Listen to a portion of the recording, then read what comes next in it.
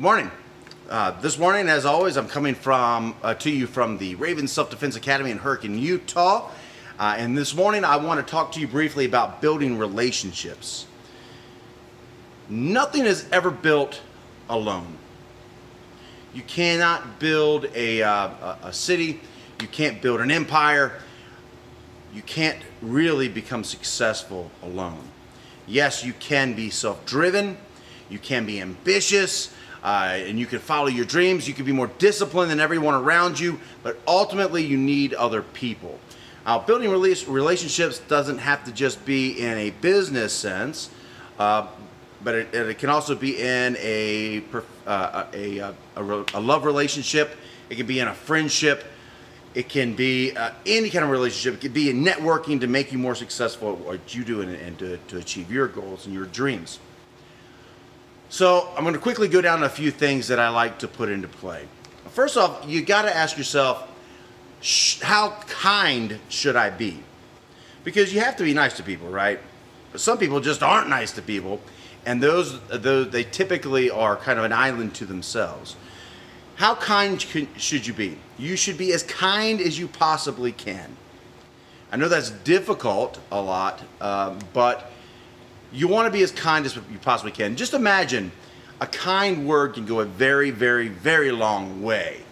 And who should you be kind to? You should be kind to everybody you meet. Everyone. If you're pulling into the drive-thru to get yourself a quick coffee or whatever, you should be kind to that person to taking your money. You never know. You could turn their whole day around and they'll remember you, okay? Just like if you're at a restaurant, be kind to the waiter, be kind to the server, be kind to the person fixing the food. Be kind. It goes a long way. What happens next time you see that person? They're going to remember you more than likely, and you're going to get the best service possible, okay? Another way to build great relationships, of course, is to be empathetic, which is one of our live hard principles. Is to be empathetic towards others. Try to understand their plight. You can't really, truly help someone or be a great friend if you don't try to understand what it is they're going through. Put yourself in their shoes. You have no idea how their day was. So instead of snapping at somebody because they cut you off during in traffic or whatever, try to understand their plight. Even if you don't know what they're going through, you've never even spoken a word to them, try to put yourself in their position. Maybe they had something happen to them. It reminds me of the story of the kid who's running around like crazy in this office building. The dad's just sitting there doing nothing. And they're going crazy and just totally disruptive. Finally, this guy goes up to him and goes, "Hey, listen, buddy, control your kids. This is ridiculous. You're letting them run around all like mad people." And he looks at the guy and he goes, "I'm so sorry. My wife just died today and I'm just beside myself. I don't know how to control them." You don't know what someone's going through. Be kind. Be empathetic. The other thing is, I have 3 steps to help you here, because one of the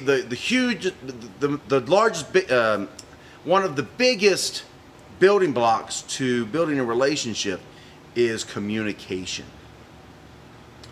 You have to have something to say, and you have to be able to say it well. And one way to say it well is, of course, to build your vocabulary. You know, there was a study done about vocabulary against criminals. They did a test in one of the prisons, and it turned out that the people with the higher vocabulary had less crime, and certainly less violent crime. So it's interesting how that correlates. Someone who is more educated, or at least has a broader vocabulary of expressing themselves, were less violent and did fewer severe criminal activities. It's interesting. So increase your vocabulary to help you express yourself more authentically. And that's another key. You want to be authentically yourself. I'm not saying the over-the-top version of yourself, but you don't want to be a dishonest version. You want to be authentic. Now, when you're authentic and you're truly empathetic, you can build trust with the person that you're trying to build a relationship with. Now, trust is a huge factor in relationships. You've got to build trust by being authentically yourself. You also have to build common ground.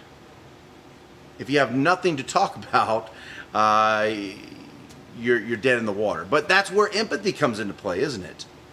If you can be empathetic, and you can be kind, if you have something to say and you can say it well, and you're authentically yourself, you can really build a great relationship.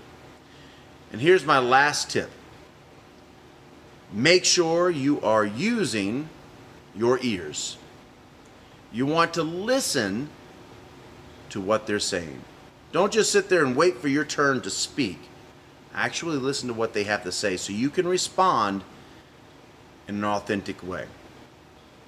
Also, observe their body language. Are they really interested in what you're talking about? Or are you just babbling on about yourself? Or do they agree with you or disagree with you? Read their body language. Listen to what they're really saying, and you'll be able to communicate authentically with someone and really help reach the trust inside of them. You would build that trust. You have got great communication. You've got common ground, so you've created affinity for each other. You're able to express yourself authentically with a decent vocabulary. You have yourself a bridge to building a great relationship. I hope that helps. If you want to learn more about what I do, go to ravenselfdefense.com. Right there you can join our academy. If you want to come in, if you live in the Utah area, if you want to schedule a seminar with me or a speaking engagement, or if you want to still learn my martial arts or my mentoring program, there's an online school right there. Don't forget to like this video, subscribe to the channel, and go to ravenselfdefense.com. We'll see you next time.